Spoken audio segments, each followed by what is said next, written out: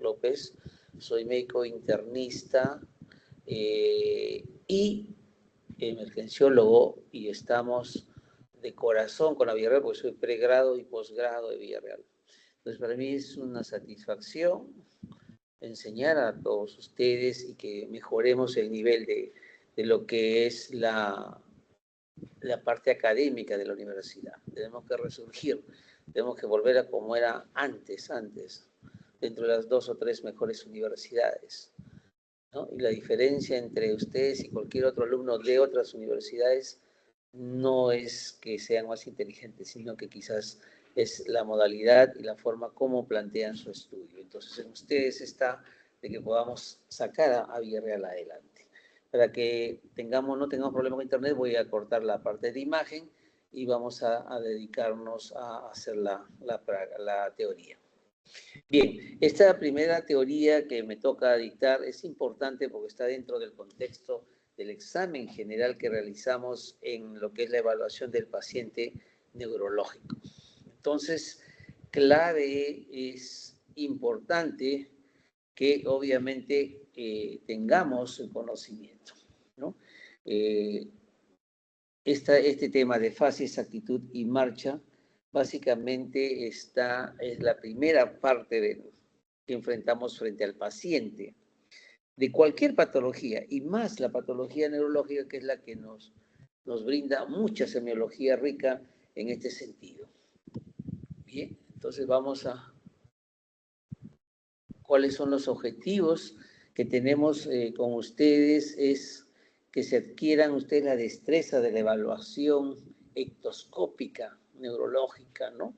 Es importante, la ectoscopía es el arma importante que tiene el médico, porque es capaz de diferenciar a aquel paciente que viene no solamente con patología neurológica, con patología cardiovascular, patología reumatológica.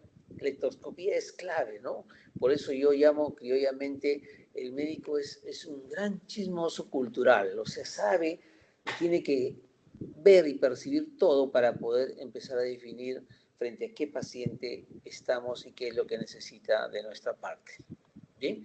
Entonces, y el otro objetivo es reconocer justamente esas manifestaciones semiológicas más frecuentes de esta patología y hacer la correlación semiológica con las posibilidades diagnósticas. Acuérdense que ustedes seguramente que en teoría le han hecho y les han dicho que la historia clínica, dentro de la historia clínica, la parte de anamnesis, una buena anamnesis realizada al paciente va a darnos una aproximación de hasta 90% de unas posibilidades diagnósticas. Y con un examen clínico adecuado en base a lo que el paciente nos ha referido en su historia clínica, podemos llegar hasta un 95% de aproximación de planteamiento diagnóstico. ¿Okay? Bien, entonces, ese es el objetivo que tenemos. ¿Qué tenemos nosotros como contenido en esta primera clase? Es hacer un poco de razonamiento clínico, ver algunas fases que nos permiten en las lesiones frecuentes neurológicas establecer, ver la actitud de las manifestaciones de patología neurológicas, la marcha de estas mismas alteraciones neurológicas que se presentan en los pacientes. Bien, entonces cuando hablamos de razonamiento clínico, en neurología estamos hablando de elementos importantes en lo que se refiere a lo que es la localización de la lesión y a determinar el diagnóstico diferencial que puede causar esa lesión en la localización.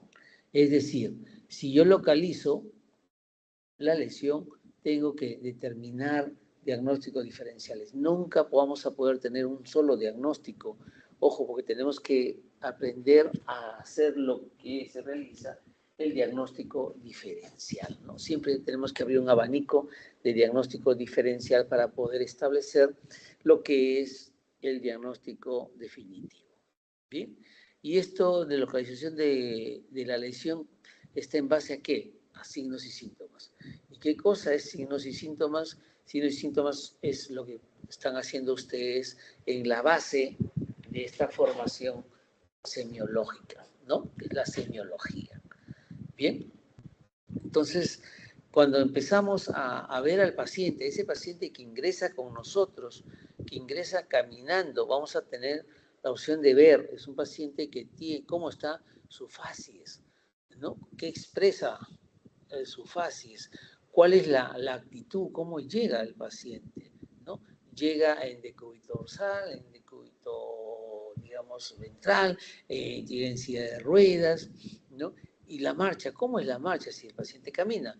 Es una marcha característica, es una marcha en donde hay primero posición de la punta, luego del pie o viceversa, o levanta demasiado la extremidad o arrastra una de las extremidades. O sea, todo eso constituye lo que es la facies, actitud y marcha, que es la valoración importante en la primera parte del examen neurológico. Bien, entonces, en lo que se refiere al examen neurológico, vamos a hablar sobre lo que son las facies. Las facies, obviamente, las enfermedades del sistema nervioso muestran, pues, con frecuencia cambios en rasgos fisonómicos, ¿no? Es importante, ¿no? Y a veces suficientes para el diagnóstico, ¿no? Ese es un aspecto importante. Nos genera la facies que ver problemas de salud, determinar problemas psicoemocionales, ¿no?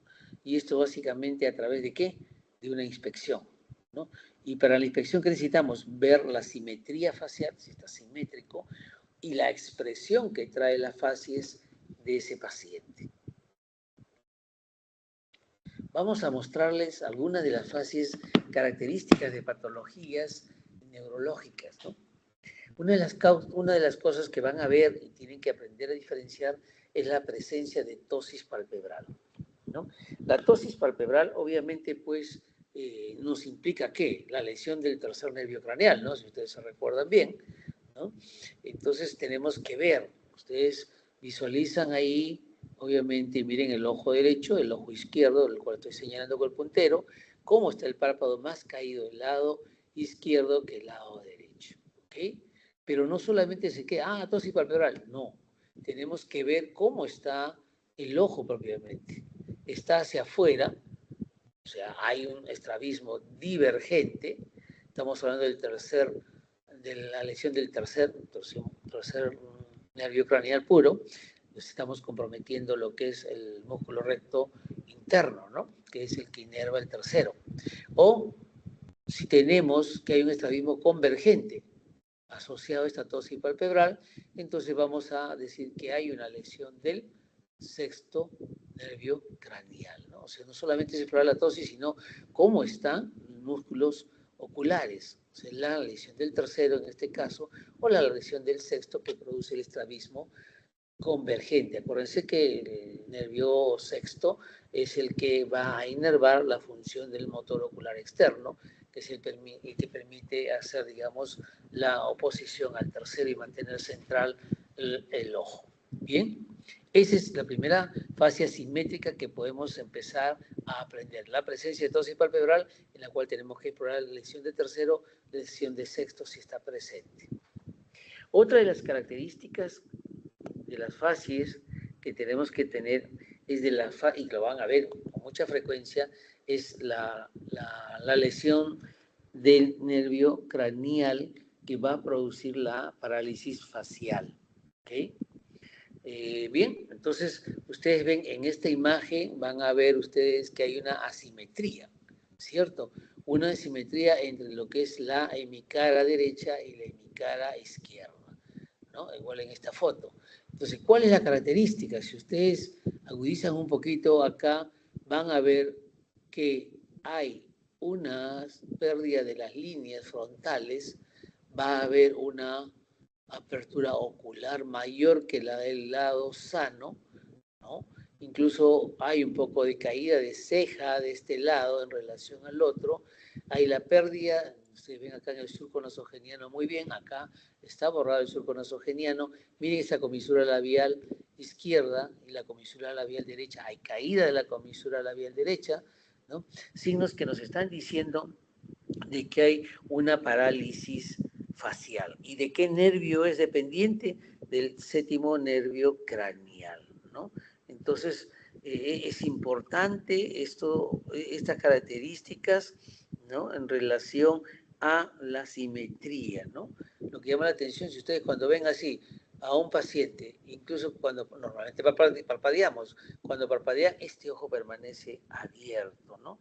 Y de mayor hendidura, lo que llamamos nosotros lagoftalmo, pues, ¿no? Entonces, esta es la característica de la lesión del séptimo nervio craneal facial, que es la que estamos mostrando aquí, ¿no? Déficit de motor de mi cara del lado afectado, el borramiento del surco nasogeniano, borramiento de los arrugas frontales, como le dije, descenso un poco de la ceja, el lagoftalmo, que es la mayor hendidura palpebral del lado paralizado, y hay un lagrimeo constante, que es la presencia o epífora, que se denomina, ¿no? Ahora, hay dos signos importantes que se tienen que evaluar, ¿no? El signo de Bell, el conocido signo de Bell, y el signo de negro. El signo de negro, ¿qué significa? ¿Cómo se hace el signo de negro? Al mirar hacia arriba, pedimos al paciente que mire hacia arriba, ¿no? Con el globo ocular. Entonces vamos a ver que el globo ocular asciende más el lado enfermo que el del lado sano. Y va a dejar una parte de la esclerótica, que es la blanquita, y entonces ahí tenemos signo de Bell positivo. Y como asciende más, es el signo de negro en relación al lado sano. ¿Ok? Entonces esos son los signos importantes que se deben tomar en cuenta en la lesión del séptimo nervio craneal facial. Pero ojo, esto es una parálisis facial periférica. Es sencillo, vaya a su casa, va en 2 semanas va a evolucionar y debe mejorar terapia física y todo, estimulación precoz. Pero tengo que yo hacer la diferenciación de la parálisis facial periférica y la parálisis facial central. ¿Ok? La parálisis facial periférica, como bien dice, toma la parte periférica y va a ser digamos, un déficit simétrico de la hemicara comprometida, ya sea derecho o izquierdo. A diferencia de la parálisis facial central, que es una lesión supranuclear, ¿no? Y entonces va a haber una característica semiológica en la hemicara inferior, más no en la hemicara superior. Y si lo hay, es muy tenue, pero predomina lo que es la manifestación clínica de la hemicara inferior cuando estamos frente a una parálisis facial central. Por eso que tenemos que hacer una buena evaluación en relación a eso para determinar. La periférica no hay problema en enviarlo a casa. La central es la que tenemos que tener en cuenta, que debemos hacer estudios todavía complementarios para determinar si es que hay algo a nivel supranuclear que pueda estar presentando o comprimiendo este nervio. En ese caso, ¿cuál sería? La presencia de procesos expansivos, la presencia de infartos cerebrales, ¿no? Entonces, como dice acá, signos que se asocian a lo que hemos hablado en la parálisis facial periférica y central, signos que podemos evaluar. ¿Qué signos? La del abultamiento de la mejilla al soplar. Pedimos al paciente que sople y obviamente, como hay parálisis del buccinador, el lado afectado no va a mostrar el abultamiento. ¿Ok? Entonces, y además que el contorno bucal es asimétrico al hacer que muestren los dientes. Si yo le digo, enséñeme los dientes, voy a ver bien esto de acá. ¿Por qué? Porque esto va a jalar normalmente, pero el de acá no, porque hay un compromiso de los músculos, digamos, en relación al labio, el auricular del labio, el mismo buccinador para soplar y el mismo macetero, que lo vamos a encontrar más débil del lado comprometido que del lado sano. ¿Bien? Entonces, esta es otra fase asimétrica que deben aprender a reconocer para establecer un tratamiento más adecuado y precoz. ¿Bien? Otra de las características o fases que presenta, digamos, como característica es la fase de parkinsoniana, ¿no? La fase parkinsoniana se observa en la enfermedad de Parkinson y en los parkinsonismos. Acuérdense que hay enfermedad de Parkinson y parkinsonismo, que por eso es secundario a otras manifestaciones no netamente centrales, ¿no? Entonces, hay una inexpresión de la cara. Si ustedes ven, es un rostro inexpresivo, ¿no? No hay un gesto en este paciente, ¿no? Es como lo decían antes los semiólogos antiguos, es la cara del jugador de póker, ¿no? El jugador de póker no tiene que expresar ni, está bien, tengo todo, o estoy contento, o estoy mal, ¿no? Estoy caído. Entonces es una fase inexpresiva, por eso la famosa cara de jugador de póker, ¿no? Hay una frente siempre fruncida, ¿no? Una frente fruncida por contracción del músculo frontal, ¿no? Y una fijeza de la mirada, falta de parpadeo, una disminución incluso supresión de la mímica, ¿no? Hay hipo o lo que se llama hipo o anemia, una fase fija, ¿no? Y tiene una característica de presentar en la mayoría de casos una seborrea facial, por eso que lo hablan de una cara empomada, ¿no? Porque es brillosa, lustrosa. ¿Okay? Entonces, conforme avanza el Parkinson, puede haber una salivación pronunciada y a veces hasta babeo, es el Parkinson extremo, ¿no? Ya severo. Bien, y la otra es la facies por déficit de neurotransmisores. Dentro de ellos lo más frecuente que estamos poniendo es la facies miasténica, ¿no? Esta facies miasténica tiene, digamos, signos similares a las de las oftalmoplegias nucleares, ¿no? En este caso, el trastorno se debe a un bloqueo autoinmune de los receptores postsinápticos de la placa neuromuscular, ¿no?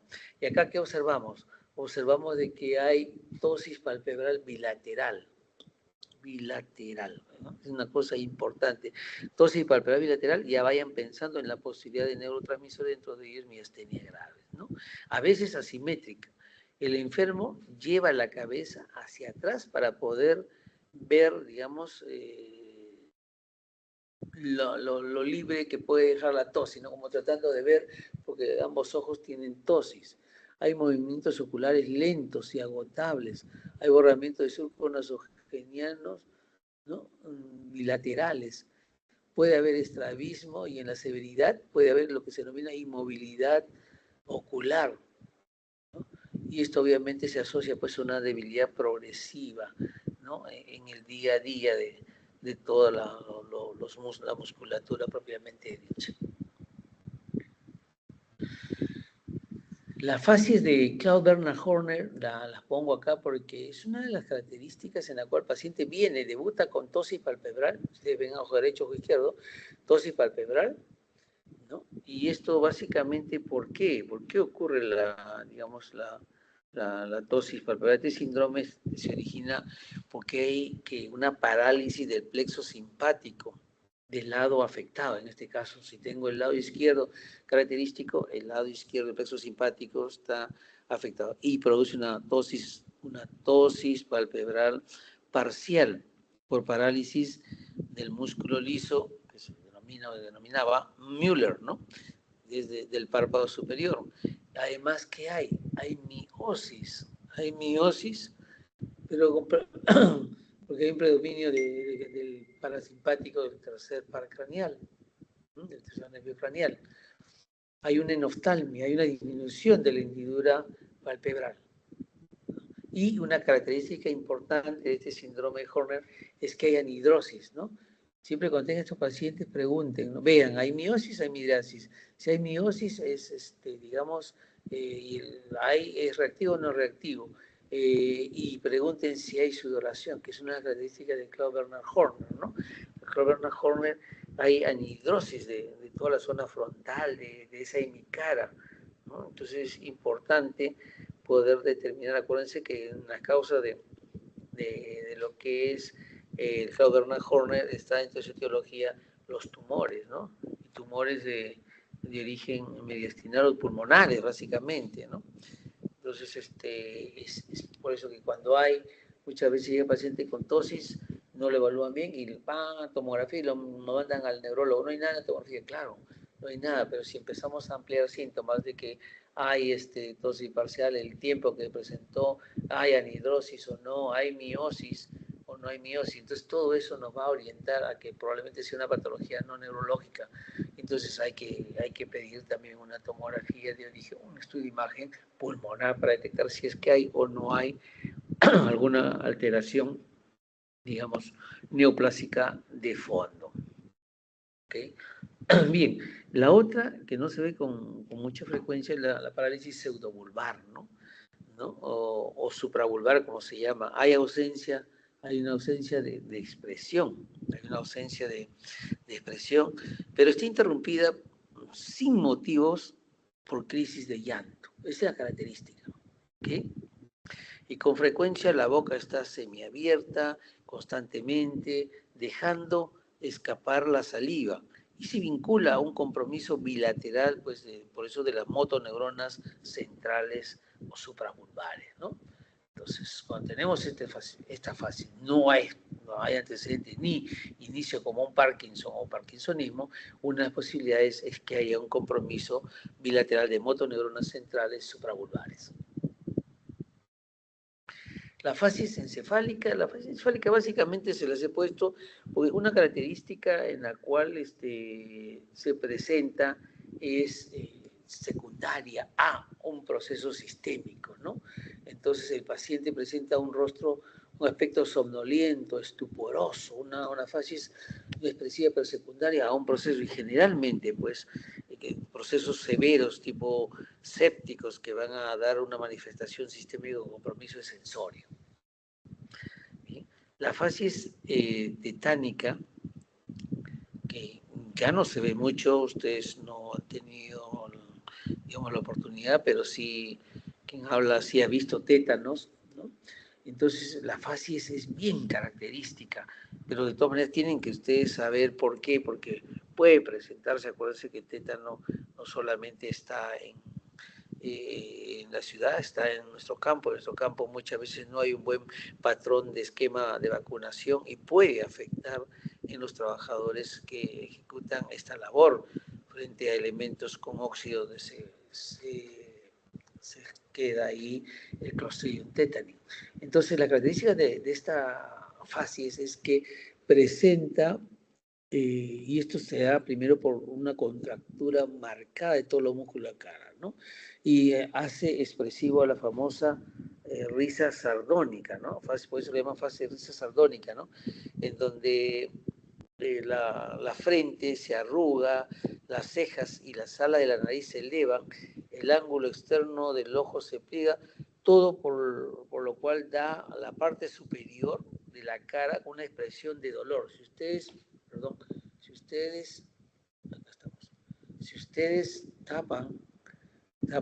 cubren la mitad de esta figura, van a ver acá todo un gesto de dolor, todo un gesto de dolor. Y si lo cubren al revés, van a ver una expresión de sonrisa, ¿no? Por la contractura muscular que hay. Entonces, esa es la característica de la facies tetánica, ¿no? Y esto es resultado propiamente, ¿por qué? Porque hay contractura extendida de todos los músculos de la cara. ¿Okay? ¿Bien? Esta facies del ictus se le he querido poner como parte de una presentación que lo vamos a ver en Actitud y Marcha, ¿no? El ictus es el paciente que viene, el ictus agudo es un paciente que viene en una camilla, totalmente quieto, muestra una inmovilidad de la cabeza, es lo característico, ¿no? Hay el famoso signo de fumador de pipa, que significa cada expiración abomba la mejilla del lado paralizado, porque no hay fuerza muscular, ¿no? Entonces abomba en cada movimiento expiratorio, lo va a bombar como el signo de fumador de pipa. Cuando los antiguos fumadores que usaban pipa, botaban el aire así por el lado donde estaba pues la canulita de la pipa, ¿no? Entonces pues se pone como signo de fumador de pipa. Ustedes ven paciente con despierta o trastorno sensorio, con esta respiración soplante, ¿no? Con elevación de la movimiento de mejilla, probablemente estemos frente a un cuadro de un ictus o un stroke, ¿no? Y si veo mejor todavía, abro levanto los párpados, voy a ver que hay una desviación conjugada de la mirada. Y eso, gracias a que el organismo es tan sabio, que nos dice, el cerebro nos va indicando, mira, estoy mirando mi lesión. Ah, oye, si está hacia el lado derecho, el compromiso pues es izquierdo, entonces está mirando su lesión, ¿no? Perdón, está mirando su lado izquierdo, lo está diciendo, aquí es la lesión, y debe tener síntomas en todo el lado derecho, ¿ok? Entonces, ¿qué es importante? Que ustedes siempre, cuando tengan este tipo de pacientes, aperturen el globo ocular para que vean cómo está dirigida la mirada conjugada. Bien. Otra de las cosas que no se ve con frecuencia es la fase coreica. La fase coreica es una fase con gesticulaciones constantes, ¿no? O sea, es contractura por todos lados, no solamente de cara, sino de los brazos, de las piernas, ¿no? Por eso que le pongo esta persona que alimenta, porque tiene que tener una estrategia para alimentar, y en el momento en que deja de hacer una mínima o hace una mínima gesticulación, darle de comer, ¿no? Pero es la característica del paciente con Corea, ¿no? Entonces con Corea es un movimiento constante. Y la fasis miopática, se la pongo acá, la fasis miopática, es una forma que se presenta, digamos, en compromiso facio-escápulo-humeral, y se observa pues una expresión indiferente, hay borramiento de surcos faciales, y acá hay una característica, no he conseguido una imagen, pero es una característica que los labios voluminosos y con saliencia o protrusión del labio superior sobre el inferior, ¿no? Por eso lo llaman como el famoso signo del labio de tapir. El tapir es un animal que tiene pues el labio superior más prominente que el inferior. Esa es la característica de la fasis miopática, ¿no? Pero es la expresión cuando hay un compromiso escápulo-humeral y facial en esa evolución de la miopatía. Eso es facies. Vamos a actitud. Actitud es no hay preguntas, ¿no? No hay preguntas sobre facies. Bien, continuamos. La postura espontánea que adopta el cuerpo, esa es la actitud. Esto se modifica en diferentes afecciones neurológicas, ¿no? Tenemos que tener patrones. El patrón en el paciente en forma que está acostado, en decúbito, ¿no? Puede estar en decúbito dorsal o supino, decúbito ventral o prono o decúbito lateral, ¿no? Entonces, y también puede haber actitud del paciente enfermo en posición, ¿no? O sea, en la posición erecta, ¿no? Que nos va en estación de pie, que conocemos, para poder, ¿cómo se llama? Evaluarlo. Estas son las dos formas. Entonces, vamos a algunas de las actitudes características, ¿no? La actitud, por ejemplo, la actitud del gatillo de fusil, que se presenta en infecciones como la meningitis, ¿no? Lo vamos a ver en decúbito lateral, con extensión del cuello, flexión de los muslos sobre la pelvis, la pierna sobre los muslos, que recuerda a esas pistolas o esos rifles con gatillo, esos antiguos, ¿no? Ahora, no se ve mucho felizmente porque hay toda una campaña de vacunación contra meningitis, entonces hay menos posibilidad, pero cuando se presente, traten de ver que haya esta posición que pueda estar presentando el paciente, ¿no? Entonces, el otro característico que podemos tener en cuenta es los opistótonos, ¿no? Los opistótonos, pero en la característica de la enfermedad tetánica. Al igual que la risa sarcónica, que es la contractura muscular extendida de toda la cara, el tétano también, como esto se produce contractura en todo el cuerpo. Entonces hay una hiperextensión de la cabeza, extensión del tronco y hasta formar una concavidad posterior con compromiso de todos los músculos extensores, ¿no?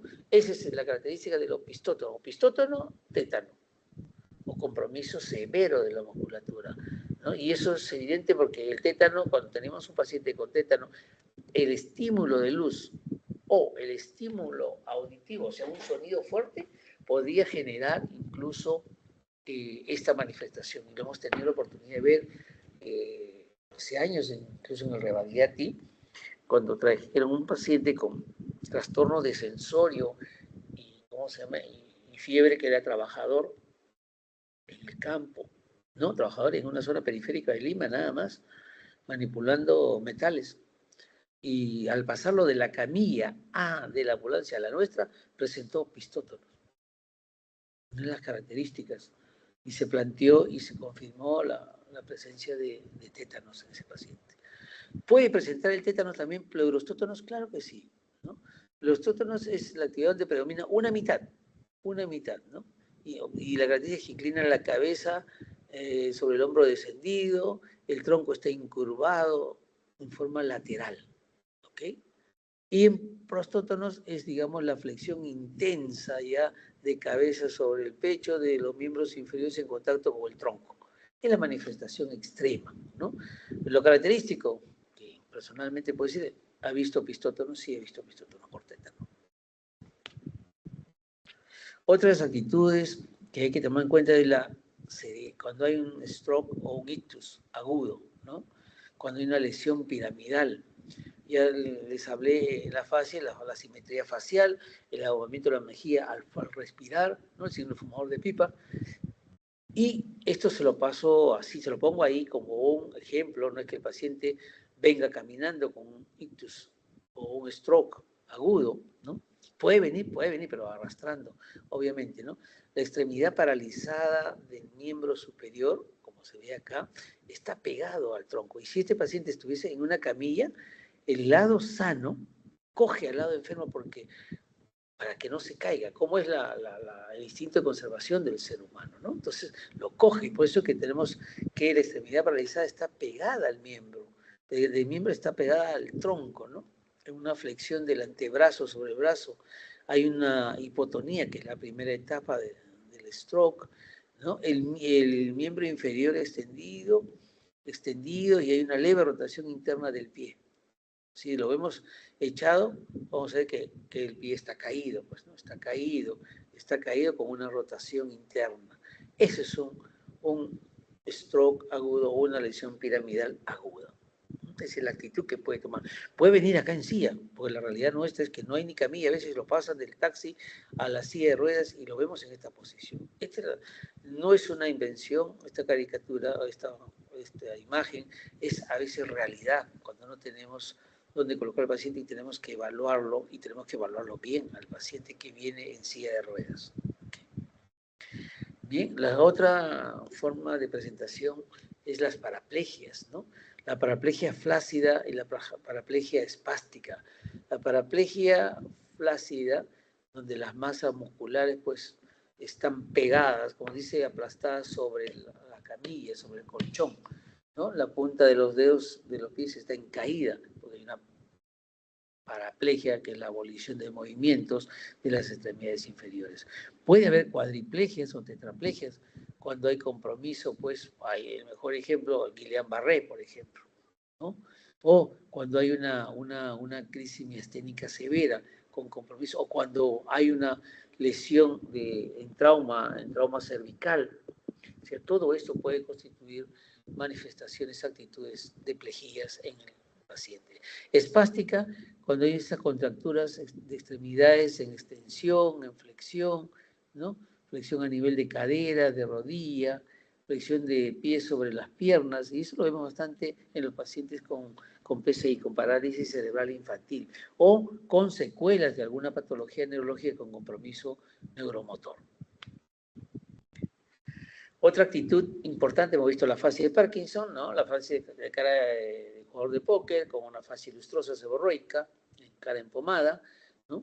Y la actitud. ¿Cómo es el paciente con Parkinson? Es una actitud en flexión, una inclinación de la cabeza y del tronco hacia adelante, los antebrazos en flexión y en pronación. Ojo, y las rodillas semiflexionadas. Por eso que es el caminar característico que lo vamos a ver en marcha, ¿no?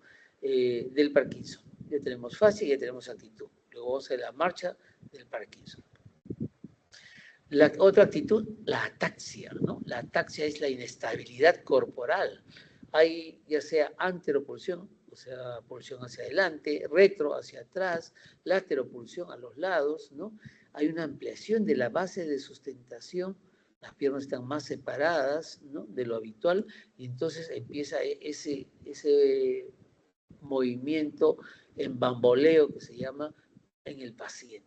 ¿Tiene eso ahí? Es ataxia. Hasta muy contrario, ¿no? Es la marcha del borrachito, pues, ¿no? El borrachito está atáxico, cuando está bien mareado, está que se va de un lado a derecha, izquierda, hacia adelante, hacia atrás. No se cae, ¿no? Entonces es una de las características. ¿Bien? La actitud miopática, hemos hablado de la fascia miopática cuando hay un compromiso fascio-escapolumeral. Esta actitud miopática nos da una característica de la postura del tenor. Hay una lordosis acentuada, con un abdomen prominente y una ampliación de la base de sustentación, ¿no? Eso, si ustedes ven en los conciertos antiguos, el director, o el tenor, perdón, el que canta, el tenor es el que hace esta manifestación, ¿no? de hacer una hiperlordosis y ampliar un poco la base de sustentación, característica de las patologías miopáticas. Bien, ahora vamos a ver esto, ya hemos visto fuerza y actitud, vamos a ver la marcha. ¿Cómo es la marcha? La marcha es una alteración en la cual pues tenemos que evaluar varias formas, tenemos que explorar, ¿no? Y la marcha participa pues una serie de elementos del sistema nervioso, central, periférico, musculoesquelético, osteoarticulares, laberíntico para el equilibrio. O sea, hay una gran cantidad de elementos importantes que van a permitir que nosotros tengamos una marcha normal o una marcha anormal. Entonces hay que hacer la exploración en el paciente, tanto con los ojos abiertos y cerrados. El paciente debe caminar hacia adelante, hacia atrás, ¿no? Hay que ver si está caminando, hay que hacerlo sentar, levantarlo para ver cómo inicia la marcha, observar cómo está la posición del cuerpo y extremidades, ver si hay libertad de movimiento o no, si tenemos que hay inestabilidad con base de sustentación ampliada, lateralización, ¿no? Ver si se arrastra un pie o no arrastra una de las extremidades. O sea, todo eso tenemos que observarlo en la marcha. Entonces, es una exploración segmentaria, desde el movimiento de cabeza, tronco, brazos, muslos, piernas y pies, básicamente, ¿no? En donde cada uno va a tener una característica importante. Estas son las fases de la marcha, la vamos a pasar. Entonces tenemos que tener los tipos de marchas patológicas en relación a alteraciones neurológicas y en relación a alteraciones osteomusculares. Acuérdense que puede haber una disminución de fuerza muscular por alguna enfermedad que produzca parálisis, o por anquilosis, deformidades, o limitación al movimiento, o por acortamiento de extremidades, por dolor, la clásica postura neurálgica de la lumbalgia, ¿no? O sea, hay varias cosas que tenemos que evaluar cuando vemos nosotros alguna alteración y definir, esto es osteomuscular, no, este es neurológico puro primario. Bien, entonces vamos acá a explorar la marcha de las marchas en lesiones cerebrofrontales. Y es importante ahí porque tenemos que determinar nosotros, en lo que se refiere a marcha, establecer pues una buena diferencia, ¿no?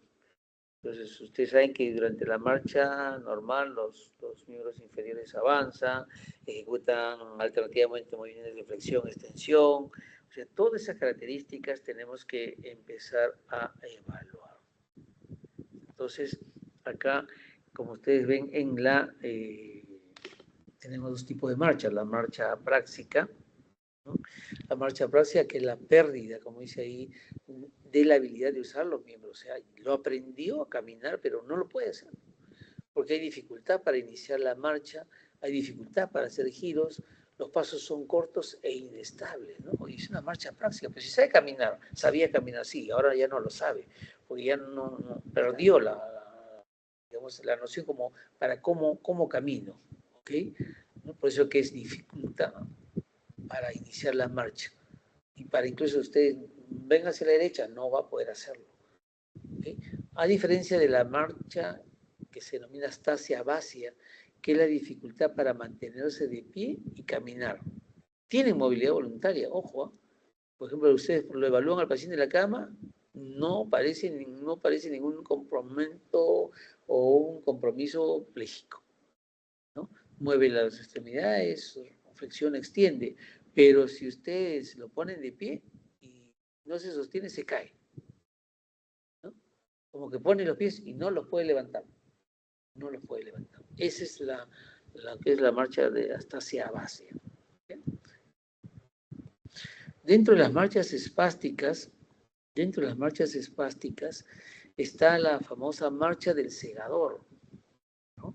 La marcha del segador, que se da cuando hay una lesión del haz córtico-espinal de origen vascular. Estamos hablando de las isquemias agudas. ¿Y cómo se caracteriza esta marcha? El miembro superior está pegado al cuerpo en flexión, ¿no? Obviamente el miembro inferior está rígido y en extensión, arrastra el miembro inferior al caminar, los dedos del pie están contracturados, levanta la cadera en movimiento y hace un semicírculo, por eso que lo llaman la marcha del segador. Hay una hoz que empleaban antes los jardineros que hacían el corte de las hierbas altas en ese movimiento semicircular. ¿Okay? Ojalá que pueda hacerlo, no es mi lab, pero quiero ver si puedo hacerlo. Creo que no voy a poder hacerlo. Chicos, yo se le voy a mandar esto de acá. Ahí está. Vamos a ver. Oh, no sale. A ver, déjenme ver si puedo poner. Ahí está, creo que sí. Miren la marcha de este paciente, ojalá que se pueda ver. Miren, miren, miren cómo está. Este ya está en la fase recuperativa espástica, puedo hablar de espástica. Miren cómo está. Levanta la pierna izquierda, hace un semicírculo, la pierna derecha se ve apoyo. Miren, el miembro superior está pegado al cuerpo. ¿Te das cuenta? Cómo están los dedos de la mano contraídos. Lo mismo está en el pie. Por eso que hay esta actitud, ¿no? Miren, levanta en semicírculo, ¿eh? En semicírculo. Ajá. Con la extremidad superior pegada al cuerpo. Es la marcha espástica, es la marcha de secuela de los problemas cuando hay compromiso de primera neurona. Estamos hablando de lesión piramidal. Bien, entonces, felizmente ese video tenía temor de que no se vea. Bien, entonces vamos a seguir avanzando. La otra marcha espástica puede haber en combinación. La paraparesia espástica es una lesión bilateral del haz córtico-espinal o de la disfunción de médula espinal. Son las dos etiologías. Acá vemos que hay una rigidez de los miembros inferiores, los muslos están en aducción, o sea, están pegados y provoca que las rodillas se crucen, se entrecrucen, ¿no? Entonces, por eso que hablan ellos de la marcha en tijera, ¿no? Y esto provoca caídas, obviamente, ¿no?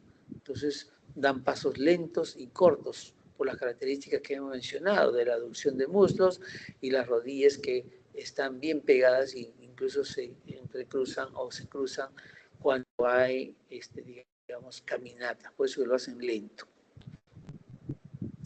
La marcha polineurítica o la famosa marcha de Stepash o la marcha equina, que se da cuando hay ¿qué? Compromiso de miembros inferiores y hay una lesión del ciático popliteo externo o a nivel de vértebras lumbares o sus raíces, o hay parálisis de extensores del pie y peroneos. Ojo, la característica es un pie caído, miren, el pie caído levanta por flexión exagerada, para caminar levanta la pierna, ¿no?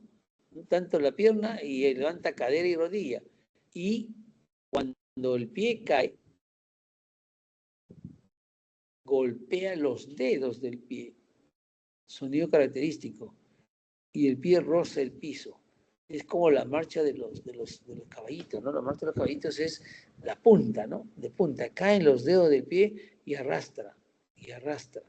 Entonces, y si usted dice que se para de talones, no puede pararse de talones. Es la marcha polineurítica, ¿no? Que se da en los componentes polineuríticos con compromiso de las raíces o de los ciáticos, popliteo externo, vértebras lumbares, que provoca una parálisis de todos los extensores del pie y peroneos, ¿no? Por eso que tiene esa característica de la marcha esquina. La marcha esta piramidal, que es la única que nos faltaba, es un paso lento, ¿no? A cortos, con la actitud, acuérdense que está en semiflexión hacia adelante, arrastra los pies con la postura de inflexión, tiende a caerse hacia adelante cuando camina y al aumentar la velocidad hace festinación, o sea que se va un poco de lado, ¿no? De lado a lado. Por eso que es difícil para ellos iniciar la marcha. A veces vemos al parkinsoniano levantarse, uy, se levanta despacio, débil, no está débil, sino que está poniéndose como quien dice, primero a tomar una actitud para caminar. Y no hay un balanceo de los brazos al caminar. Normalmente ustedes no se dan cuenta, pero caminamos balanceando los brazos. En el Parkinson no, está todo rígido, ¿ok? Por eso que a veces es más propenso a las caídas. Bien, la marcha táxica que vimos en la actitud, acuérdense ustedes, la marcha táxica es una marcha sensitiva en la cual pues obviamente tenemos características importantes que ver para poder definir para poder definir, digamos, la condición clínica del paciente, ¿no? Entonces, vemos ahí, cuando hay la marcha atáxica se presenta cuando hay una lesión en el cordón posterior espinal, ¿no? Que transmite digamos, la característica propioceptiva. Y acuérdense que ahí está en el haz de Golgi-Burdach, que va hacia arriba, ¿no? Entonces hay una alteración del sentido de la posición y el paciente mira al caminar, ¿no? O sea, mirando el suelo y los pies para ver si está pisando o no está pisando adecuadamente, ¿no? Lanza el pie hacia adelante y apoya primero el talón, a diferencia de la marcha equina o polineurítica, donde apoya primero la punta, acá apoya primero el talón y luego los dedos. ¿Cuáles son las causas más frecuentes digamos, de esta marcha táxica? Esclerosis múltiple, que es, digamos, polimórfica o polipresentación de semiología, ¿no?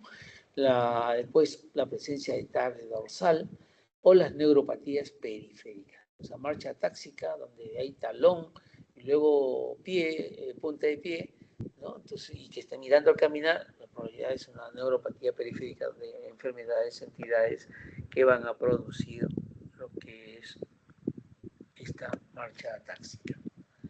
Bien.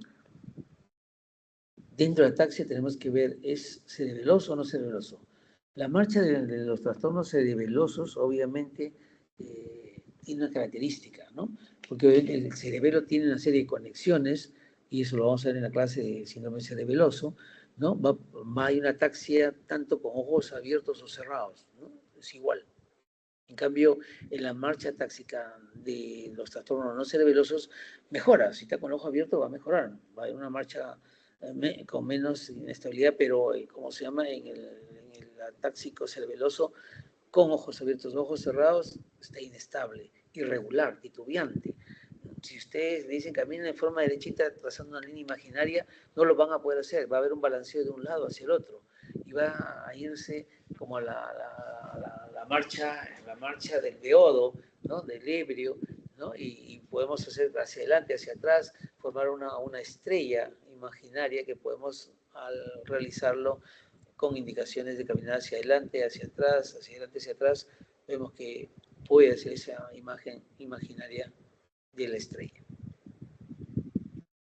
Y las marchas distróficas, que tienen dos características: la marcha de pato, que se observa en las miopatías, acuérdense de la fase de la miopatía, la actitud de la miopatía, y ahora la marcha de pato que presenta al caminar, ¿no? Camina, como hay una marcada lordosis y las caderas también oscilan de un lado a otro, como el patito, ¿no?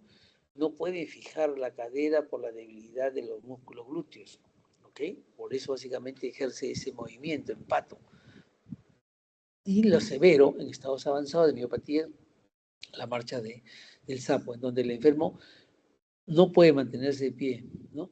Y para marchar lo hace en esta posición, por un tiempo apoyándose los dedos de sus manos, los dedos de su pie en el suelo, y en cuclillas, avanzando de pequeños saltitos, como hace el sapito, ¿no? Por eso lo llaman marcha, porque es la marcha distrófica del compromiso extremo de la miopatía. La marcha vestibular, el enfermo tiene una característica: con los ojos cerrados se desvía hacia un lado cuando la marcha es hacia adelante y hacia el lado opuesto cuando la marcha es hacia atrás, ¿no? Es una de las características. Va hacia adelante, se va hacia el lado derecho, ¿no? Ahora hacia el lado opuesto, cuando va hacia atrás, se va hacia el lado izquierdo, ¿no? Entonces describe una trayectoria que acá sí se denomina la estrella de Babinski, ¿no? Es la característica de la marcha vestibular. Pero para eso se van sumando una serie de síntomas, solamente la marcha. Hay que ver si hay presencia de acúfenos, si hay presencia de vértigo asociado, o sea, todas unas características semiológicas que tienen que evaluarse antes de tipificar la marcha como vestibular. Bien, entonces el examen clínico semiológico ordenado va a corroborar ustedes la sintomatología del paciente. El paciente me dice que vengo porque tengo disminución de fuerza muscular en la pierna, el pie, el brazo. Tengo que encontrar esa sintomatología en el paciente, ¿no? Entonces, y esa evaluación minuciosa neurológica es el que nos aproxima a dar el diagnóstico. y un examen semiológico adecuado permite una impresión diagnóstica temprana y un tratamiento adecuado precoz, que es ahora, sobre todo en lo que se refiere a los stroke, es una característica que se tiene que buscar, la prontitud del diagnóstico para el tratamiento, que seguramente ustedes me lo van a mencionar en el seminario que vamos a realizar. Muy bien, esta es la primera teoría. Díganme si hay preguntas respecto a ello.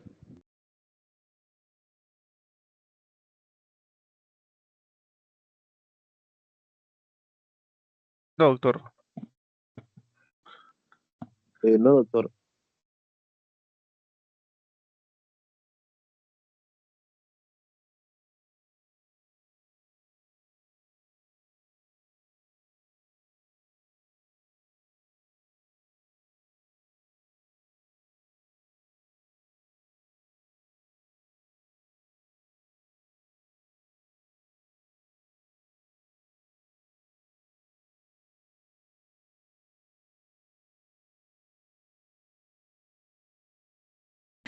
Bien, chicos, hay una segunda parte, creo que es la que sigue, ¿no, Jeremy? Que es motilidad. El segundo tema que le toca, doctor, es Motilidad. síndrome... Sí, ajá. Espinal, sí, motilidad, todo eso. Bien, hagámoslo de una vez mejor, porque para que esto les va a servir, porque en sus prácticas que han empezado o van a empezar, obviamente, parte importante es esta fase de actitud en marcha y parte importante también es la motilidad.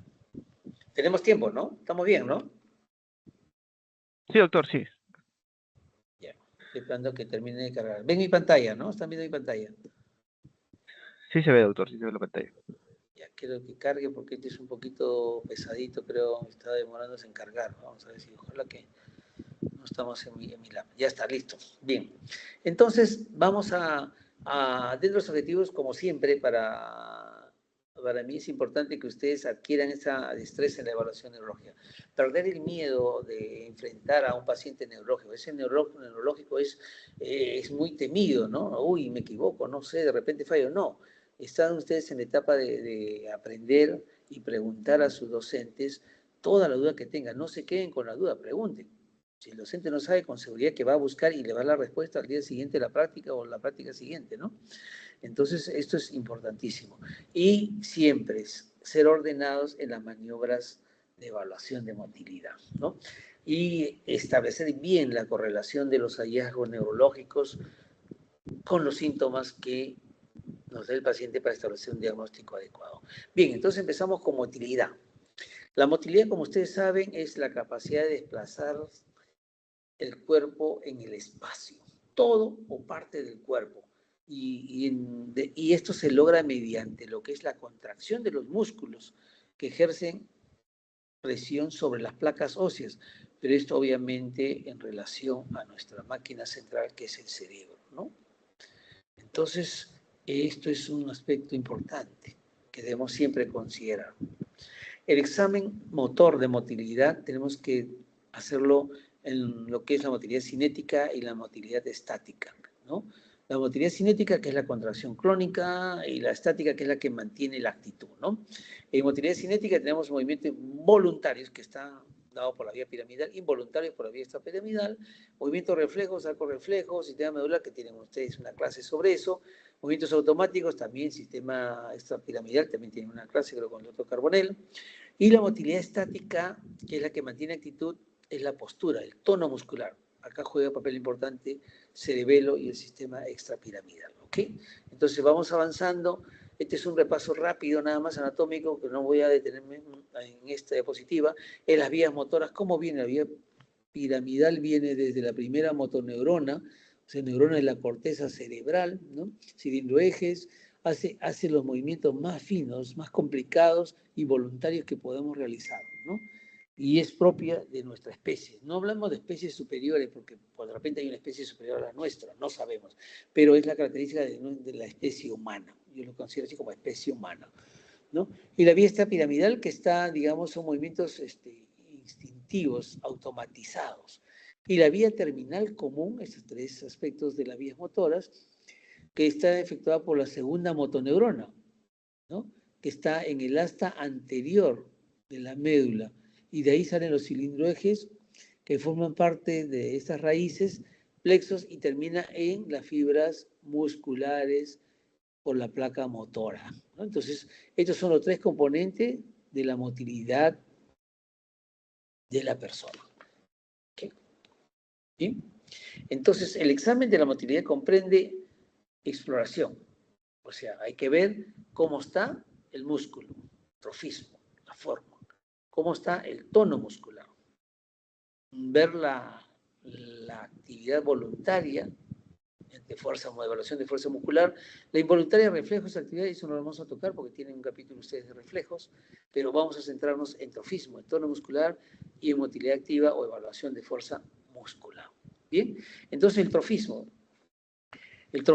que está obviamente regulado por el sistema nervioso, se denomina que a todas las condiciones óptimas, ¿no? De una estructura o sistema, o sea, en este caso del músculo, óptimas en nutrición, en desarrollo, en lo que es renovación de tejidos, ahí entra pues el piel, el tejido graso, subcutáneo, el tejido muscular, las articulaciones, todo ese trofismo, todo eso es trofismo en sí, o sea, es la condición óptima de nutrición, desarrollo y renovación, ya sea de piel, subcutáneo, muscular y articular.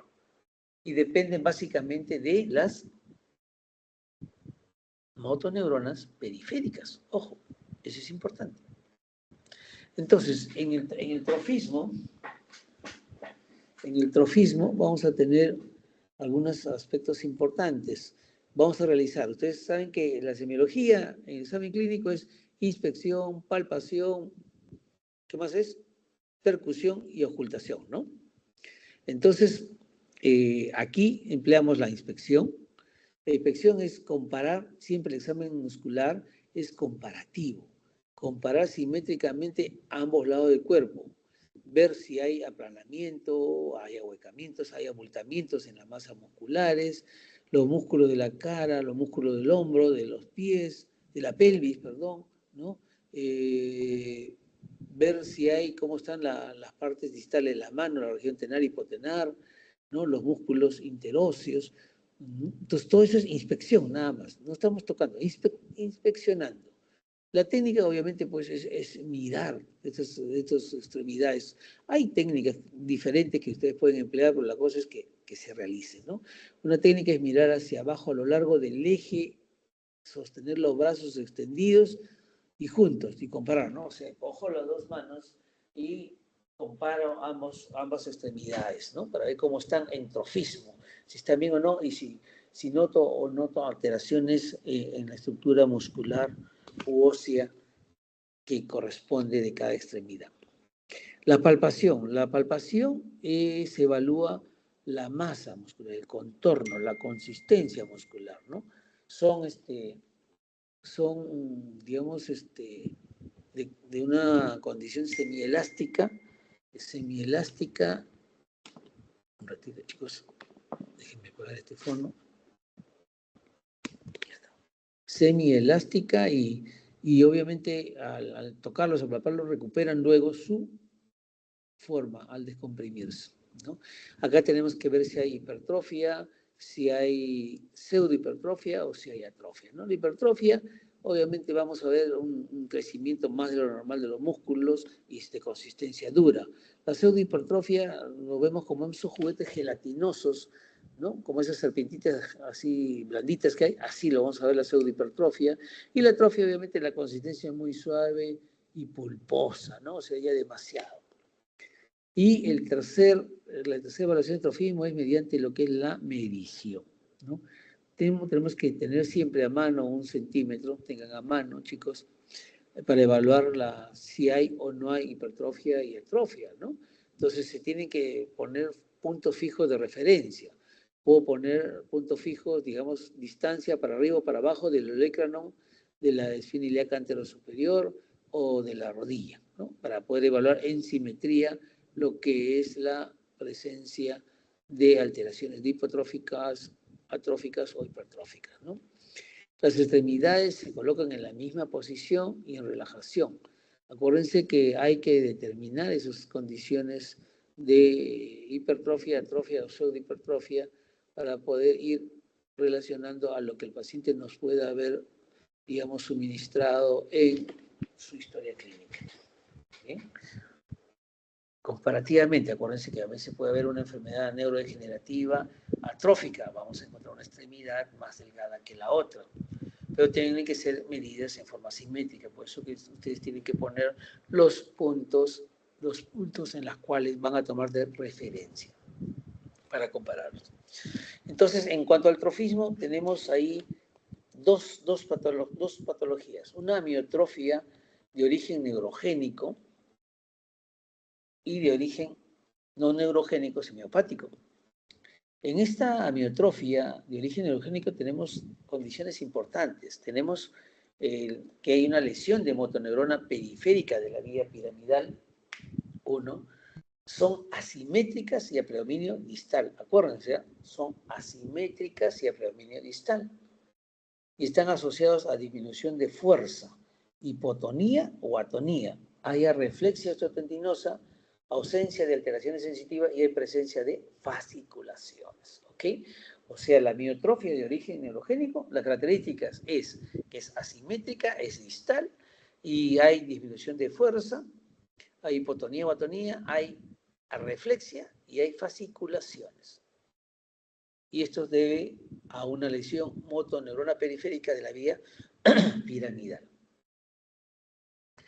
El mejor ejemplo es la esclerosis lateral amiotrófica. Ustedes ven ahí cómo hay, miren, cómo hay una atrofia de los espacios interóseos, porque obviamente hay una atrofia de los músculos, una predominancia de los interóseos, ¿no? De los huesos. Y si vemos más arriba, vemos la presencia de fasciculaciones.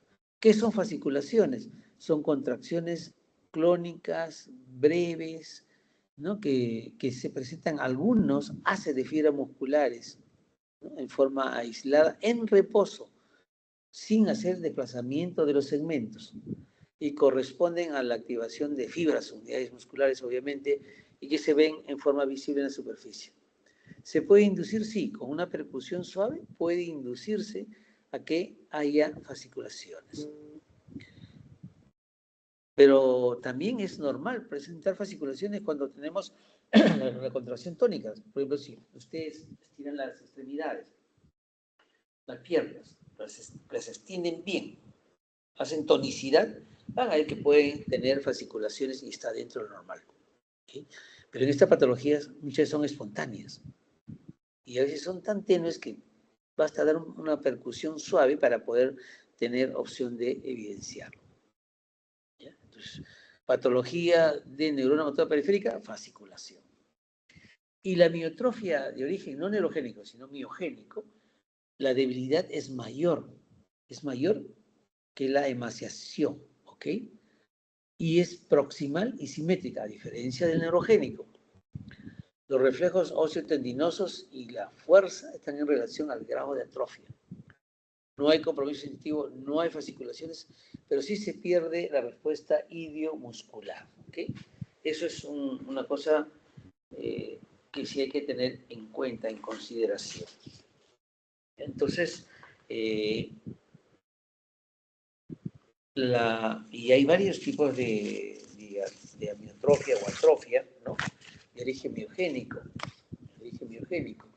¿no? Porque afecta a la masa muscular. A ver, consideremos la amiotrofia o atrofia de origen miogénico de la desnutrición, afecta toda la masa muscular, ¿no? Y acuérdense que la masa muscular representa entre el 40 y 45% del peso corporal de la persona sana, ojo. Y esta atrofia o amiotrofia de origen miogénico no se asocia con paresia, ni trastorno reflejo, ni fasciculaciones. ¿Okay? Y hay otra atrofia que es por desuso. El músculo está emaciado, pero no débil. Ojo, a diferencia de los miopáticos, ¿no? Entonces, acompañan a esto generalmente patologías de origen articular y se van relacionando topográficamente bien con ellas. El mejor ejemplo es cuando el paciente o, por ejemplo, los jugadores se lesionan, ¿no? Y tienen que estar enyesados o sufren una cirugía, les causa una atrofia sobre todo si son de rodillas, le causa una atrofia del cuádriceps, ¿no? Entonces, por eso que si ustedes alguna vez han estado enyesados, le han puesto yeso a una extremidad, al momento de sacarlo después de 3 semanas, 4 semanas, ustedes van a ver que hay una diferencia, ¿no? Una diferencia porque el músculo se ha atrofiado un poco, pero no ha perdido fuerza, y ustedes pueden caminar. Y la ventaja es que esta amiotrofia refleja por desuso es reversible, ¿ok? La otra alteración de trofismo es la hipertrofia, como ustedes saben, es un aumento de tamaño de los músculos. Se observa en miopatías raras, como la enfermedad de Thompson, o puede ser secundaria a una actividad muscular intensa, ¿no? Estamos hablando de los fisicoculturistas o la moda ahora que está en tener músculos grandes, entonces puede presentarse en esta situación, ¿no? El aseo de hipertrofia, que dijimos que era como estos juguetitos de serpiente gomosos, en la cual se pierde masa muscular y es reemplazado por tejido graso, ¿no? Algunas sarcopenias o esas obesidades sarcopénicas pueden tener esta característica. Bien, eso es entrofismo. Vamos al tono muscular. El tono muscular es la resistencia que ofrece normalmente un músculo ante un estiramiento pasivo, ¿no? Entonces se evidencia como una semicontracción muscular ligera y sostenida. Normalmente la base fisiológica del tono muscular es el reflejo miotático, ¿no? Entonces, nuestro tono, nosotros siempre estamos digamos, en una semicontracción muscular. Ahora mismo ustedes están, si me están escuchando atentamente, si no se han quedado dormidos, y cuando cabeceen por dormirse, se les va a caer algo, ustedes inmediatamente van a reaccionar. Ese estado es de semicontracción. No estamos relajados al 100%. Estamos en un estado de semicontracción para dar respuesta a alguna situación. Es como que estoy caminando por una calle oscura, veo a tres personas de buena intención, obviamente me voy a poner en alerta, o corro en sentido contrario, o voy a tratar de enfrentarme a ellos, ¿no? Fíjense cómo cambia ese estado de semicontracción que tenemos inmediatamente. ¿Bien? Entonces el tono muscular, pues intervienen los ganglios basales, el cerebelo, ¿no? Para lo que es la parte intermedia, el vermis cerebeloso sobre todo, ¿no? Entonces todo eso conjuga para dar un movimiento. No me detengo ahí porque esto es parte de fisiología que ustedes ya lo han realizado. Bien, entonces en tono muscular tenemos que ver, haciendo un resumen, la interrupción del arco reflejo medular, o sea, la lesión de las raíces posteriores o de la motoneurona anterior o de ambas, nos va a provocar que esta hipotonía. Si tenemos una lesión de vía piramidal, vamos a tener una hipertonía piramidal, ¿no es cierto? O contractura, eso es lo que hemos hablado de la marcha espástica. Cuando tenemos una lesión a nivel del sistema pálido estriado, ¿no? Que es pálido estriado, significa pues el grupo pálidos más la sustancia negra, vamos a tener una hipertonía extrapiramidal o rígida. Entonces ahí estamos hablando de la presentación del síndrome parkinsoniano. ¿Okay? Y la lesión del sistema neoestriado, que es putamen más núcleo caudal, obviamente los síndromes coreicos, ¿no? Hipotonía y síndromes coreicos o atetóxicos.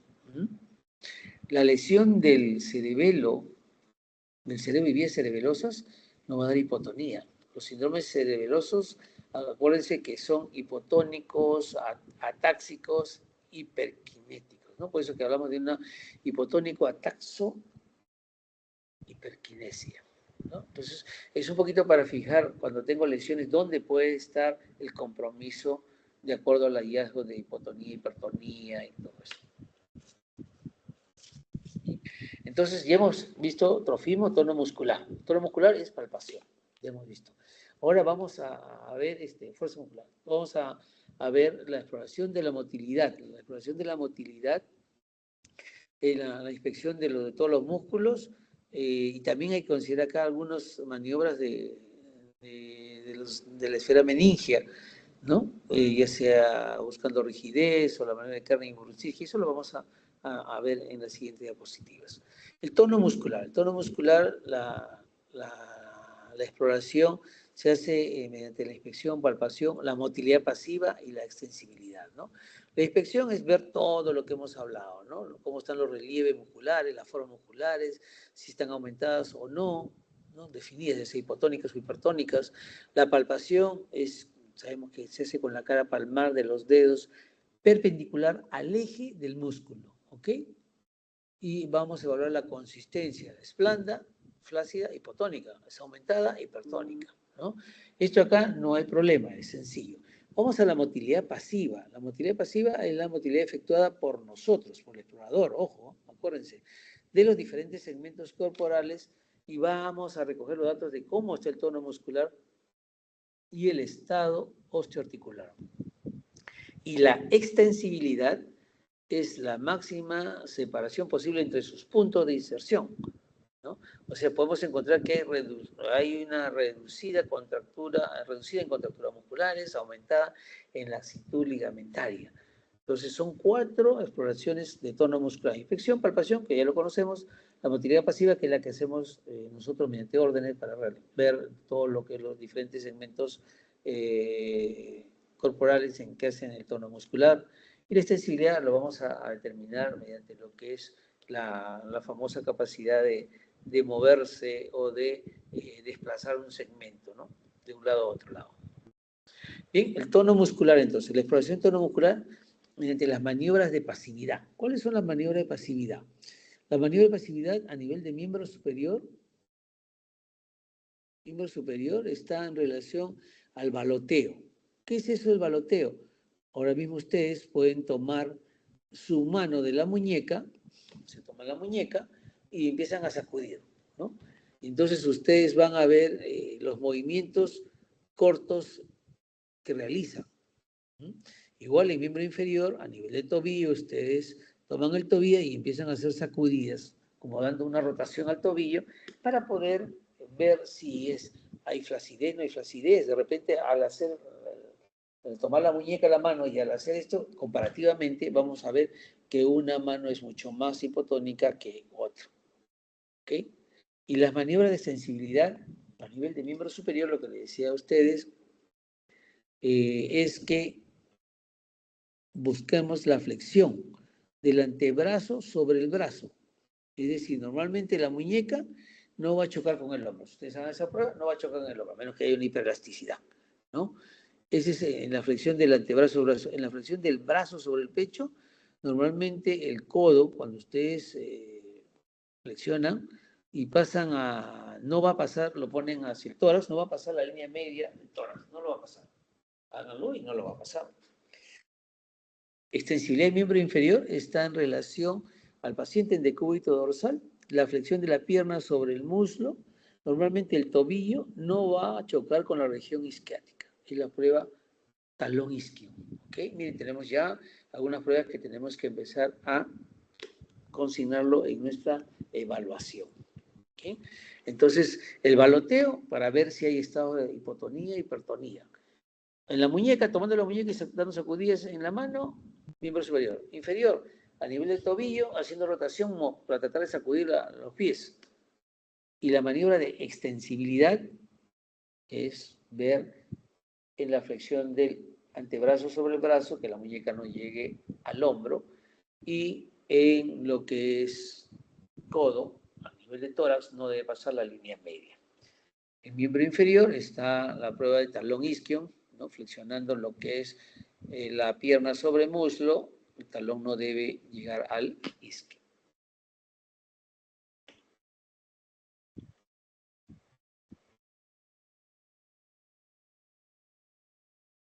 Ya, listo. Muy bien, entonces ahí vamos a las maniobras especiales en exploración. Acuérdense que el tono muscular es nuestro, ¿no es cierto? Bien. La maniobra de Stewart-Holmes. ¿Cuál es la maniobra de Stewart-Holmes? Se solicita al paciente flexionar lo que es el antebrazo sobre el brazo. Y nosotros lo cogemos acá en la muñeca y vamos a hacer una oposición a este movimiento. Y nosotros soltamos rápidamente esto de manera súbita y vuelve a su posición normal. Esa es una tonía, o sea, un tono muscular normal. Pero cuando hay esta hipotonía, obviamente, pues, esto puede golpear incluso el hombro o la cara del paciente. ¿Okay? Entonces, miren la prueba de Stewart-Holmes para determinar hipotonía. ¿Okay? Y en la prueba de André Thomas también sirve para hipotonía. Nos colocamos detrás del paciente, de pie, obviamente, y con los brazos a los lados del cuerpo del paciente, y hacemos, desde la cintura, hacemos una rotación para ver los brazos cómo están, si están tónicos o están hipotónicos, ¿no? Si obviamente se balancean mucho, está en hipotonía. O sea, las dos pruebas para hacer, a ver si hay hipotonía dentro de las maniobras especiales de tono muscular, la de Stewart Holmes y la de André Thomas. En tono muscular tenemos que ver hipotonía e hipertonía. Hipotonía, lesión muscular. Miopatías, afecciones del sistema nervioso periférico, que mediante la interrupción del arco reflejo, enfermedades propias de la neurona motora periférica, lesión radicular y polineuropatías, ¿no? Y afecciones del sistema nervioso central propio, vamos ahí la médula, antiguamente se veía bastante en la poliomielitis aguda, que felizmente con la vacunación ha disminuido y hay pequeños brotes, como ustedes escucharán, las atrofias espinales, las afecciones cerebelosas, ¿no? Que van a causar hipotonía en el tono muscular.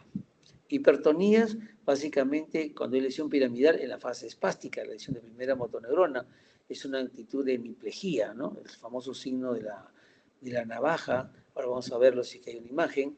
La disfunción extrapiramidal, la rigidez, ¿no? Una semiflexión generalizada, el signo de la rueda dentada, que es el elemento importante. Acá está, ¿no? La evaluación pasiva. Aquí, por ejemplo, de la navaja, ¿por qué la navaja? Porque ustedes cuando flexionan el antebrazo sobre el brazo, ¿no? Y ¿cómo se llama? Y van a jalarlo, van a hacer un movimiento de posición. Esto se abre como si fuese una navajita, ¡pah! Pues lo pusieron como signo de la navaja, ¿no? Esa respuesta de la hipertonía, ¿no? Y en el Parkinson, obviamente, una de las maniobras es la búsqueda de rueda dentada. La mano del explorador a nivel del codo, la otra cogiendo la muñeca o mano, y vamos a dar movimientos hacia adelante y vamos a sentir a través de la mano que está en el codo como que son engranajes que están pasando. Se siente clic, clic, clic, clic, clic, como que estos engranajes estuviesen empezando a activarse. Es el famoso signo de la rueda dentada. Como lo dije, en tono muscular también hay que considerar, lo consideran los semiólogos, los signos meningios, ¿no? Tanto Brunelleschi como Kernig. Eso lo van a volver a repetir en el síndrome meningio. Vamos adelantando un poquito acá.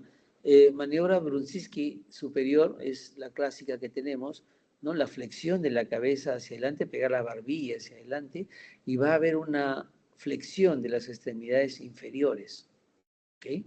Entonces, esto de acá causa dolorabilidad, porque hay un espasmo severo a nivel de los músculos cervicales, ¿no? Por A o B no se puede hacer, a nivel superior, o sea, con un movimiento de flexión de cabeza, hacemos con lo que es maniobra inferior, en la cual con una mano flexionamos, ¿no? La extremidad inferior, y la otra extremidad también hace el mismo movimiento, imita el movimiento. Es como acá, yo flexiono y yo flexiono la cabeza y flexiono las extremidades. Acá, yo flexiono una extremidad y flexiono la otra también. Ese es Brudzinski. Kernig es al paciente que está echado, lo siento y va a haber una flexión de extremidades inferiores. Uy, pero no puedo sentarlo al paciente, muy pesado o su condición clínica no lo permite. Busco mediante la maniobra de Kernig inferior, en la cual voy a levantar una extremidad extendida y en algún momento espontáneamente va a flexionar. Kernig positivo. ¿Okay? Extremidad extendida, lo levanto y en algún momento hace una flexión. Kernig positivo. ¿Okay? Entonces sabemos Brudzinski, el cuello, Kernig, la posición sentada, superior. Inferior es flexión de uno, sigue la otra, extensión del otro es flexión en algún momento en el transcurso del movimiento hacia arriba de la extremidad inferior, ¿no? Entonces, esas son las dos maniobras importantes en lo que se refiere a signos meningios. Y fuerza muscular, tenemos que evaluarla tanto en la motilidad voluntaria como la involuntaria y mediante maniobras especiales. La motilidad voluntaria es cuando pedimos al paciente que realice movimientos pues, de flexión, extensión, la tracción de la cabeza, ¿no? Evaluamos de cúbito dorsal los miembros superiores, ¿no? Nosotros vamos a poner cierta resistencia y evaluar la fuerza muscular, igual en inferiores también, ¿no? Y hay que valorar la amplitud de los movimientos, hay que valorar cómo se realizan estos movimientos, la energía que tiene al ejecutarse el movimiento para poder tipificar si hay una disminución de fuerza muscular o no, ¿no? Y poder definir o descartar fenómenos osteoarticulares que contribuyen a esta disminución de fuerza muscular, ¿no? Entonces, hacemos la evaluación de fuerza muscular segmentaria contra resistencia nuestra de miembros superiores, ¿no? Por ejemplo, pongo al paciente en esta posición, voy a tirar hacia abajo, el antebrazo y el paciente pedimos que tire en sentido contrario. Entonces vamos a ver, y esto es simétrico, o sea, perdón, esto es comparativo, izquierdo, derecho, izquierdo, para ver en simultáneo y comparar las fuerzas musculares. Es igual aquí, ¿no? Yo bajo y el paciente tiene que, digamos, subir, ¿no? Hace el movimiento opuesto. Yo hago la abducción y él va a tratar de pegarlo hacia él, o sea, haciendo la aducción. O sea, son movimientos de oposición para determinar fuerzas musculares en extremidades superiores. En extremidades inferiores, por ejemplo, si tenemos un paciente y le decimos que se pare de puntas y de talón, fuerza muscular está conservada. Y ni hablar. Quien hace de pie y de talón está conservado. Cuando queremos evaluar segmentariamente contra resistencia en miembros inferiores, ponemos así. Tenemos a la paciente o al paciente de cúbito dorsal y pedimos nosotros, vamos a coger de la pierna y vamos a nosotros a hacer un movimiento de oposición. Yo voy a tirar hacia adelante y el paciente va a tirar hacia atrás. Voy a evaluar los músculos posteriores. Si yo hago lo contrario, voy a decirle al paciente que empuje hacia adelante y yo voy a dar la oposición hacia el otro lado, voy a evaluar músculos anteriores.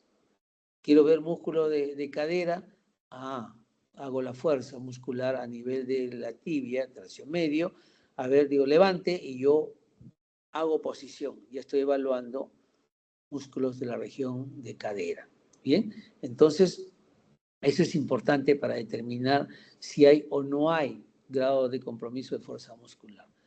Si yo quiero evaluar los músculos internos, paciente en esta posición, flexión de piernas y muslos, voy a tratar de aperturar para poder evaluar estos músculos internos. Nuestro estetoscopio son nuestras manos para evaluar este paciente. ¿Ok? Pero hay maniobras especiales que tenemos que tener en cuenta, que es la famosa maniobra de Mintasini, ¿no? Es el paciente que nos dice, vengo porque tengo una disminución no, de la fuerza, no puedo, siento mi mano pesada, mi brazo pesado. Ya, muy bien, hay que evaluarlo, ¿no? Aparte de todo lo demás, tenemos que evaluar esto. Tenemos que ver si es que hay o no hay compromiso de fuerza muscular en miembro superior. Tengo dos opciones. Si el paciente está en camilla, no lo siento, así que no se puede, y voy a pedir que eleve las extremidades inferiores, que lo ponga en esta posición, 45 grados aproximadamente, cierre los ojos, aperture los dedos de la mano, ¿no? Y cierre los ojos y voy a hacer una cuenta de 6, 8 segundos, 10 segundos, y obviamente para ver si es que hay caída de una extremidad o no, ¿no? Si no hay caída, no hay problema de fuerza muscular. Si hay caída, vamos a notar que empieza a disminuir, o a veces podemos colocar y no puede levantar uno. Oye, el brazo está acá. Ya sabemos que hay una plejía del miembro superior, ¿no? Monoplejía izquierda, monoplejía derecha. Ahora lo vamos a ver. O si el paciente está sentado igual, en igual forma. Estire las extremidades, cierre los ojos, aperture, y acá vamos a ver que al descenso va a haber una ligera pronación. Y eso nos ayuda porque a veces puede haber personas que son cuadros conversivos, entonces dicen, no siento, y empiezan a bajar el brazo, pero lo bajan digamos, en forma simétrica. En cambio, el paciente que tiene una alteración de fuerza muscular hace una ligera pronación del brazo o de la extremidad comprometida. Entonces, cae, positivo. No cae, no hay compromiso de fuerza muscular. Pero también tenemos que explorar la fuerza muscular distal. Ojo, entonces tenemos la maniobra de arco palmar, en donde ponemos una mano frente al otro, ¿no? Con los dedos abiertos, extendidos, y comparamos. Comparamos dónde es menor la apertura y podemos decir si es que hay o no hay una alteración de fuerza muscular distal. La otra maniobra es la maniobra de pinzamiento. Hacer esta maniobra y con nuestros dedos traccionar o jalar tanto el índice como el pulgar para poder determinar el compromiso de fuerza muscular. Si está conservado, va a ser bien difícil que podamos hacerlo. Si hay alguna alteración, va a ser un poco más fácil aperturar esa pinza que pedimos que el paciente realice. En miembros inferiores, si hay condición que el paciente pueda ponerse en decúbito ventral, ejecutamos la maniobra de Barré. Lo ponemos en posición de 90 grados, tanto la pierna con relación al muslo, y vemos cuál de ellas cae. Si hay caída, hay una disminución. Hay de repente una hemiparesia o una paresia de miembro crural, de región crural, de derecha a izquierda. Pero si el paciente no puede ponerse de decúbito ventral, igual lo ponemos en una posición en ángulo de 90 grados y ver cuál de las extremidades tiende a caer más. ¿Ok? Bien. La maniobra de oposición es la que hemos comentado al inicio. Pongo la mano en la región superior y hago que el paciente levante el hombro, ¿no? Como niño me creo, levante el hombro. Siempre, ojo, siempre es comparativo, derecho, izquierdo. Igual acá, ¿no? Pido que, a ver, yo que suba, y yo hago la posición acá, para ver distalmente cómo está la mano. Para ver los miembros inferiores en cadera, pongo la mano sobre las caderas y pido que levante, ¿no? Entonces ya con eso estoy evaluando yo la posición o la fuerza muscular de la cadera. En la parte distal de los miembros inferiores a nivel del pie, pido la maniobra de posición. Pongo mi mano acá y le digo pise, y yo en sentido contrario para determinar comparativamente cómo está la fuerza. O que flexione, y yo hago posición para compararlo igual la fuerza muscular distal. Bien, entonces este es el resumen de las alteraciones de fuerza muscular, ¿no? Lo que se refiere a paresia y plejía. Paresia es la reducción de la fuerza o dificultad para llevar a cabo movimientos, disminución, reducción, y plejía es la falta total de fuerza, la incapacidad para mover. Son dos cosas diferentes. Entonces, alteraciones, acá simplemente para nombrarlos nada más. Monoparesia o monoplejía, un solo miembro, ya sea superior, braquial o inferior, crural. Hemiparesia, hemiplegia, afección de todo un hemicuerpo, ya sea derecho o izquierdo. Y acá algunos tips. Hemiparesia o hemiplegia global proporcional, o sea, tanto miembro superior como miembro inferior tiene compromiso de fuerza muscular, la lesión probable es la arteria cerebral media profunda.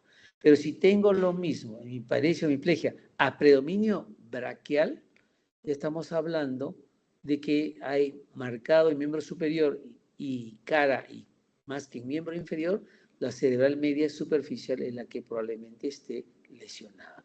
Pero si por el contrario tengo la hemiparesia y hemiplegia a predominio crural, la arteria cerebral anterior es la que me direcciona a encontrar esa lesión, aparte de otros síntomas que se presentan cuando hay las isquemias a nivel de la cerebral anterior, ¿no? Como retención urinaria, cosas que probablemente me lo vayan a decir en el seminario.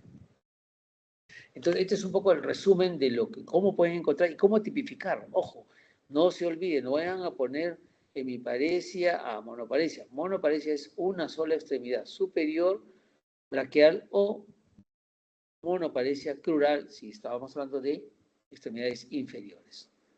Bien, acá, si tenemos, esto olvídense, acá se van a confundir. Acá, si tenemos cuadriparesia, 4 miembros afectados. Cuadriparesia o cuadriplegia a predominio proximal, estamos hablando de miopatías. Cuadriparesia o cuadriplegia a predominio distal, polineuropatías. Y la paraparesia o pariplegia, en definición, es la afectación de ambos miembros inferiores.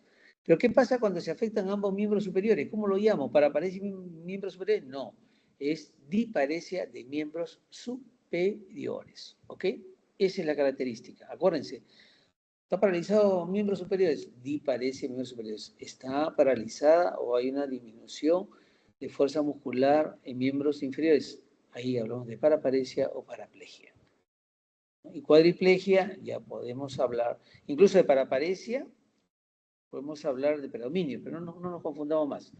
Igual que cuadriparesia, predominio proximal o predominio distal, ¿no? Para tratar un poquito de diferenciar entre las miopatías y las polineuropatías. Este es el resumen que deben sí considerarlo para que tengan en cuenta, ¿no? Este es otro cuadrito en el cual podemos hallar los trastornos de motilidad voluntaria, parálisis, o sea, paraplegias o paresias, ¿no? De tono muscular, hipotonía o hipertonía. Ese reflejo lo van a hacer ustedes seguramente en clase lo tienen ustedes, hiperreflexia, reflexia, hiporreflexia, incluso motilidad involuntaria asociada, también tienen una clase, ver clonos y cincinesias. Es en sí la patología de lo que es evaluación motora. Bien chicos, entonces eso es lo que quería conversar con ustedes. Importante es que ustedes tengan al paciente y de acuerdo a su sintomatología, exploren semiológicamente para encontrar, y si ustedes encuentran algo diferente, tienen que inmediatamente volver a repreguntar para tratar de correlacionar los hallazgos físicos con lo que el paciente nos está dando. Esta primera parte de evaluación neurológica es importante para que ustedes definan sobre todo las patologías, no necesariamente solo isquémicas, pueden ser neoproliferativas como los tumores que pueden causar focalización en un paciente con características de que simule un ACV, por eso hay que hacer el diagnóstico diferencial y ver todos los orígenes y las causas probables que puedan condicionar sintomatología de localización o focalización en cada paciente. ¿Ok? Bien, ¿hay preguntas, Jeremy? No, doctor. Todo está claro, doctor. Listo, perfecto. Entonces, Repasar nomás. sí, repasa, te voy a enviar más rato las diapositivas, ¿ya? Ya, doctor. Sí, doctor, correcto. Listo, ok, chicos. Gracias por estar tan temprano. Muy bien, ya nos estamos viendo entonces. Ya, doctor, muchas gracias. Más bien, disculpe por Ok, la tardanza. Ya, doctor, hasta listo. luego. Chao, chao.